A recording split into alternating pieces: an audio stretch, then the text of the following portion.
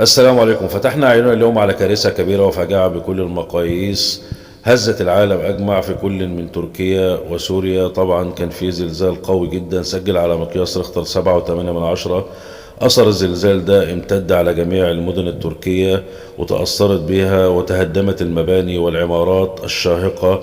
طبعا تأثرت كل المدن التركية وخاصة مدينة أنطاكيا، المدينة التي تضم الكثير والكثير من اللاجئين السوريين والأتراك من أصول عربية. طبعا الحدث جلل وكبير جدا الذي استدعى معه خروج الرئيس التركي طيب أردوغان ليطلب من العالم مساعدته في هذه الكارثة الكبيرة. طبعا طلب مساعدات، وكان طبعا التصريحات المبدئية بتقول إن حوالي 12 ألف ما بين قتيل وجريح.